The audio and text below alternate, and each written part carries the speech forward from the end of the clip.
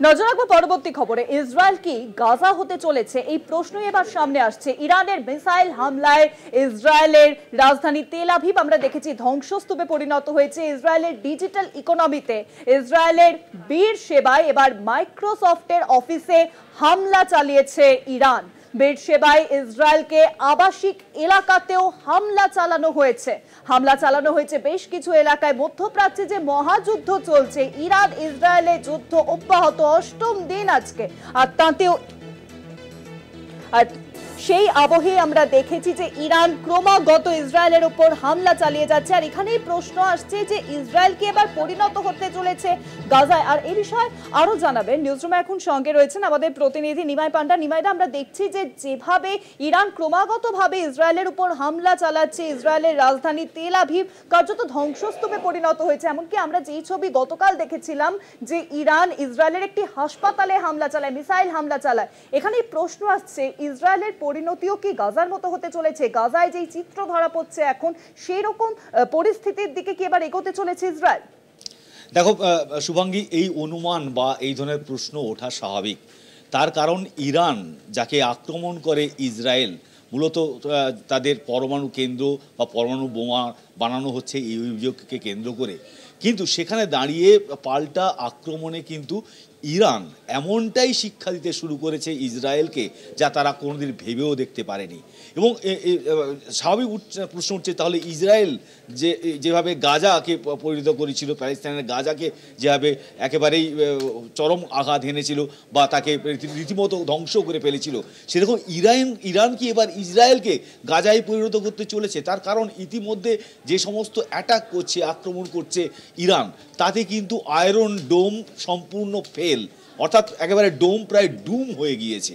কারণ তেল আভিভে থেকে যে ধরনের পরাক্রম দেখানোর কথা, সেটা কিন্তু ইসরায়েল দেখাতে পারছে না। যে কারণে যে ইসরায়েলের আকাশে তাণ্ডব নৃত্য করছে সেজ্জিল 2, সেই ছবি প্রকাশ্যে এসেছে। এবং তারা যে সমস্ত লক্ষ্যভ্রষ্ট হয়েছে বা যেখানে আঘাত আনার কথা, সেখানে একেবারে নির্দিষ্টভাবে আঘাত আনছে। তেল আভিভে ইতিমধ্যেই স্টক এক্সচেঞ্জ সেটা ধ্বংস করে দিয়েছে ইরান। তার পাশাপাশি আজকে আমরা দেখছি যে তেল আভিভে যে সেনা গোয়েন্দা দপ্তর রয়েছে, সেটাকে ধ্বংসস্তূপে পরিণত করেছে। এবং বীর সেবাতে প্রথমে হাসপাতালের কাছাকাছি এলাকায় একটি ব্যালিস্টিক মিসাইল আঘাত করেছিল ইরানের থেকে। এবার ইরানের থেকে আবার দ্বিতীয়বার তাদের টেক পার্ক যেটা রয়েছে বীর সেবাতে, সেখানে আবার ব্যালিস্টিক মিসাইল হামলা চালিয়েছে এবং টেক পার্ককে কার্যত ধ্বংসে পরিণত করেছে। সেখানে মাইক্রোসফটের অফিস বা যে সমস্ত আইটি কোম্পানিগুলো কাজ করে বা আইটি হাবগুলো রয়েছে, সেগুলো ধ্বংস হয়েছে। পাশাপাশি এলাকার বীর সেবাতে পাশাপাশি যে সমস্ত স্থানীয় বাসিন্দারা থাকেন, যেসব বসত বাড়ি রয়েছে, বহুতল বাড়ি, সেগুলো ধ্বংসস্তূপে পরিণত হয়েছে। এবং কার্যত একের পর হামলা চালিয়েছে যেমন ইসরায়েল, তেমনই কিন্তু পাল্টা হামলাতে যে ইসরায়েলের প্রতিরক্ষা ব্যবস্থা বা এয়ার ডিফেন্স সিস্টেম, সেটাকে বেআব্রু করে দিয়েছে।